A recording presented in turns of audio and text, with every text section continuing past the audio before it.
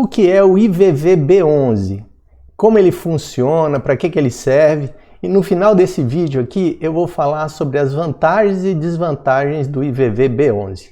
Vamos lá! O IVVB11 é um fundo de índice negociado em bolsa.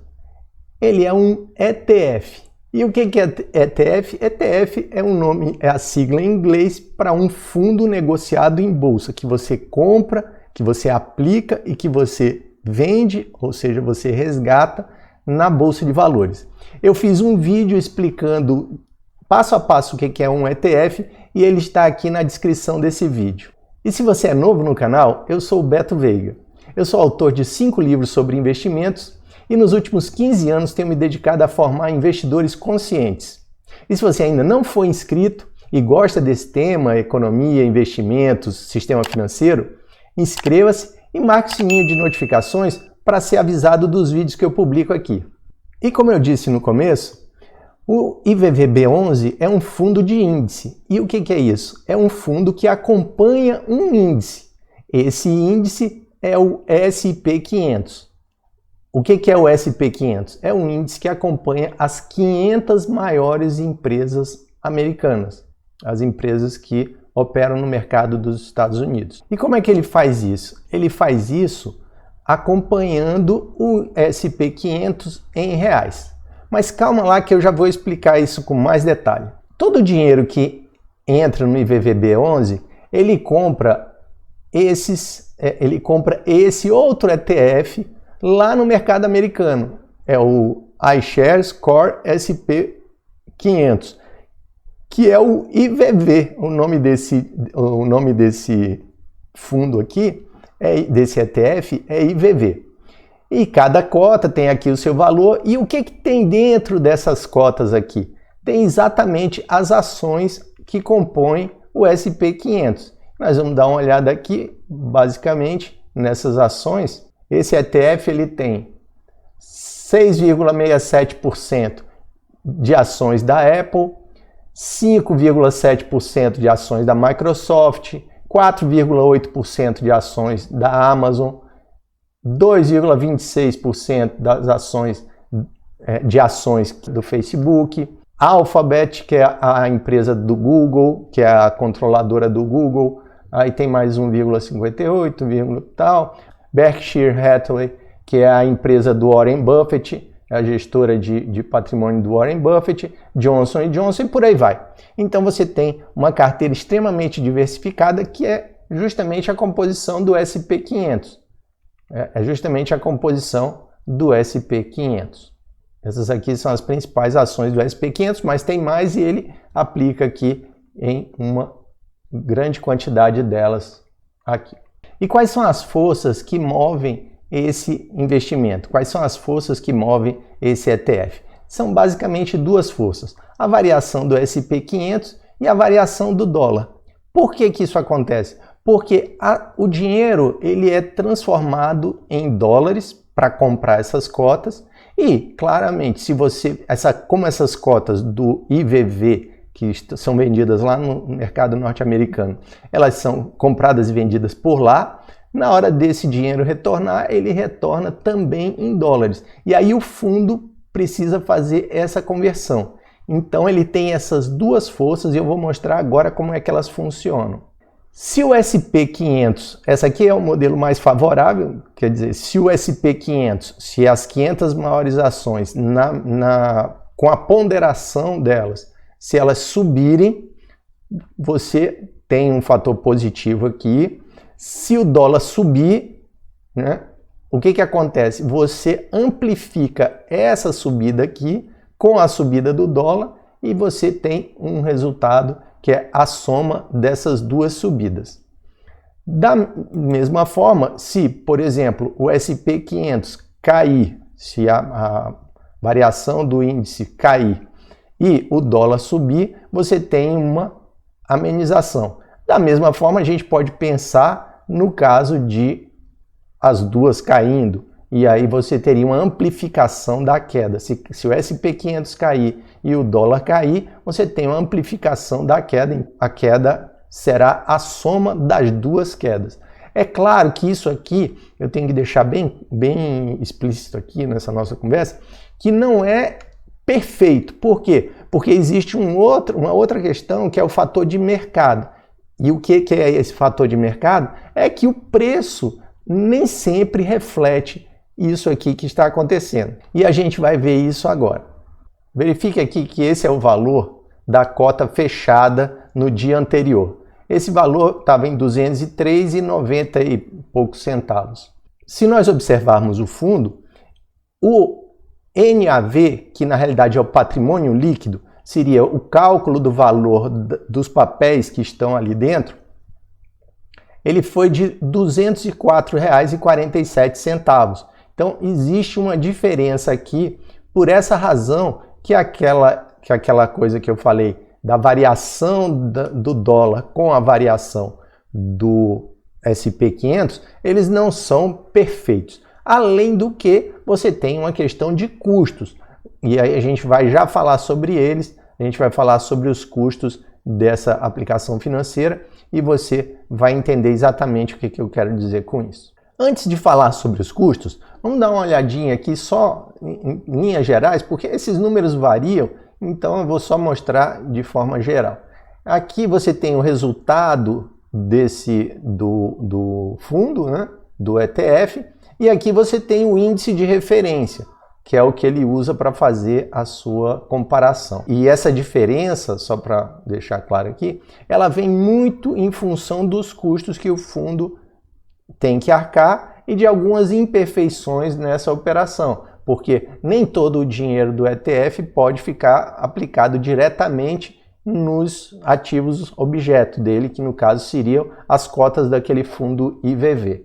E aqui nós vamos falar dos títulos que compõem a carteira do IVVB11, que são o IVV, 98,85%, e aí você tem moeda estrangeira, né, em dinheiro, que vai dar 0,09% do fundo, então tem 2 milhões de reais, né, em moeda estrangeira, em dólares, e você tem mais 1 milhão e 300 milhões, mais ou menos, em reais, que dá 0,06% da carteira do fundo inteiro. Então nós vemos que 99,85% está aplicado no IVV.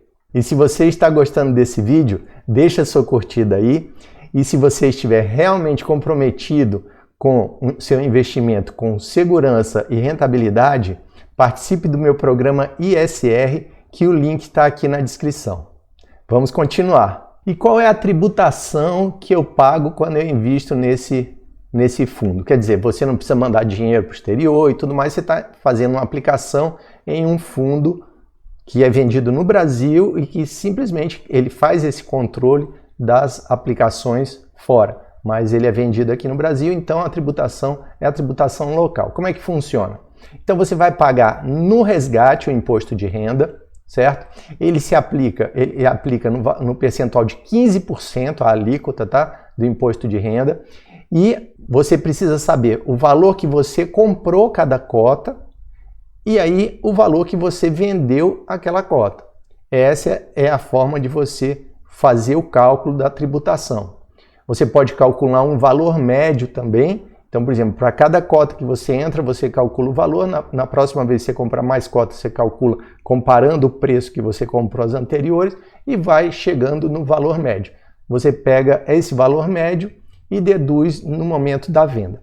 Todos os custos que você tiver, eles com relação a despesas de corretagem aqui, elas podem ser deduzidas dessa operação. Isso é o chamado ganho de capital.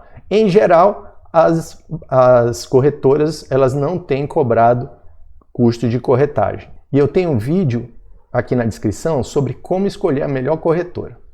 Vamos lá. O outro detalhe é que os dividendos que esse fundo recebe da aplicação no IVV, porque o fundo americano ele transfere os dividendos para os cotistas. Nesse caso, esse fundo pega esse dinheiro que é recebido dos dividendos, porque ele é o cotista lá do IVV americano, então ele pega esse dinheiro e compra mais cotas do IVV. Então ele reaplica, é tanto que esse fundo é chamado de fundo de retorno total. Por quê? Porque ele reinveste todo o dinheiro que ele recebe na forma de dividendos. E aí também você tem essa questão de pagar o imposto de renda sobre esse dividendo recebido.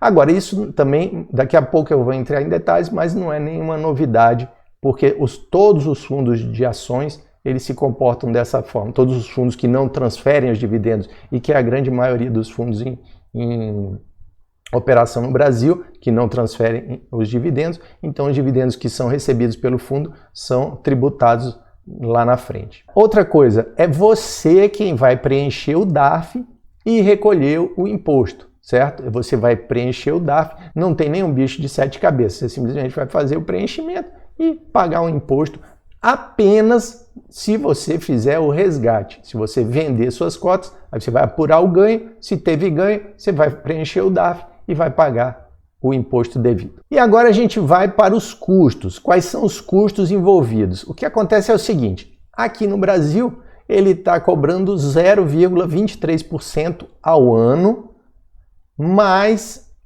como ele pega esse dinheiro e compra cotas de outro fundo, esse outro fundo cobra também uma taxa, e essa taxa lá nos Estados Unidos é de 0,03. Veja como aqui o nosso custo é um pouquinho maior, né?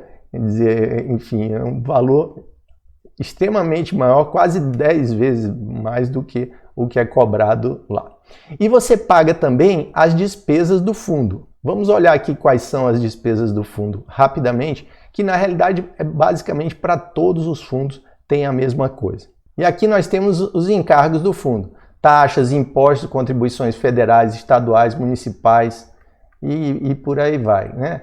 Despesas com registro dos documentos em cartório, impressão, expedição e publicação de relatórios, formulários, despesa com correspondência de interesse do fundo, honorários e despesas do auditor independente, o fundo tem um auditor independente, emolumentos e comissões pagos por operações do fundo, então todas as custas de corretagem e emolumentos que são cobrados pelo fundo também são deduzidos, honorários de advogado, custos e despesas processuais, se o fundo tiver que encarar algum processo judicial e por aí vai.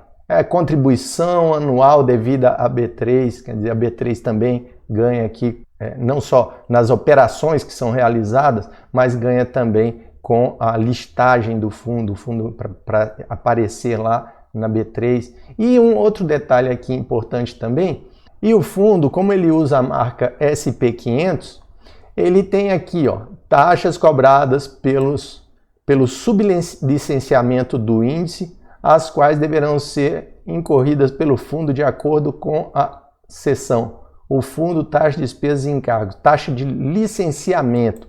Então, esse fundo ainda paga uma taxa de licenciamento para usar a marca SP500, que é de propriedade da Standard & Poor's, que é quem calcula e divulga esse índice. Então, a Standard & Poor's tem o direito de cobrar pela marca e os cotistas é quem pagam isso, porque isso tudo sai do resultado do fundo. E antes da gente passar para o próximo tópico, eu quero dizer que essas informações de custo são as vigentes no momento. E como isso é muito dinâmico, eu sugiro que você, antes de fazer sua aplicação, consulte realmente para ver quanto que está sendo cobrado. Principalmente essa taxa aqui do Brasil, que ela tem mais possibilidade de variar, principalmente, como eu já comentei, com relação à concorrência.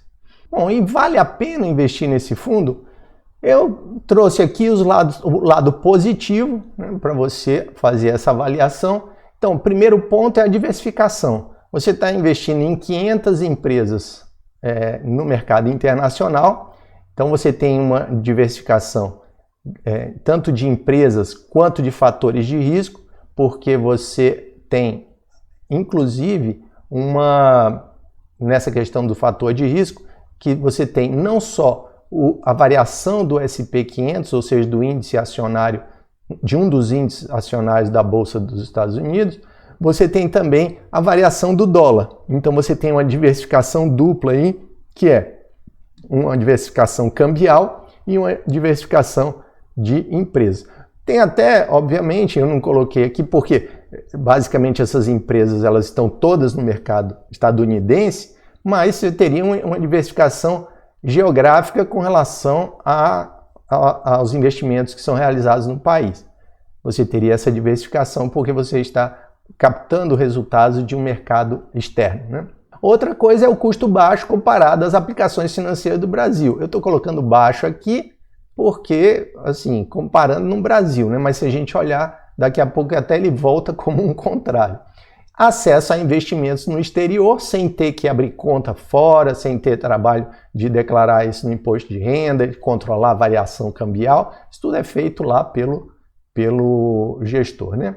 E uma gestão passiva que não tem, mais uma vez ela estaria aqui no custo baixo, o gestor não tem que atuar aqui, não tem que ficar adivinhando nada, ele vai simplesmente comprar as cotas do fundo. Com relação a alguns pontos contrários, eu diria que você tem a tributação sobre tudo, você tem que acompanhar o ganho para recolher o DAF, o custo poderia ser menor, né, porque se lá fora aqui talvez por conta de você ainda não ter um ganho de escala, né? O volume dessas aplicações aqui ainda não está grande o suficiente para permitir uma redução mais forte no custo, mas a concorrência vai realmente forçar esse movimento. E o pagamento de despesas, porque você vai ter que pagar aquelas despesas todinhas para aplicar nesse fundo. E se você chegou aqui, eu quero agradecer a sua audiência e dizer que eu também tenho um canal no Telegram que eu entrego algumas planilhas, algumas informações e costumo postar alguma coisa lá quase todo dia. Também você pode me seguir no Instagram e no Twitter. Para todas essas situações, os links estão aqui na descrição. E eu quero mais uma vez convidar você a passar no meu programa ISR, que é Investir com Segurança e Rentabilidade. Você tem 7 dias para testar, para ver se ele realmente atende às suas expectativas. E o pagamento dele é mensal. Então, a cada mês você reavalia se você quer permanecer no programa ou se você acha que ele não está atendendo mais às suas expectativas. Então, o link está aqui na descrição e quanto antes você entra, mais conteúdo você libera, porque o conteúdo ele é liberado com o passar do tempo, justamente para fazer a sua formação na área de investimentos.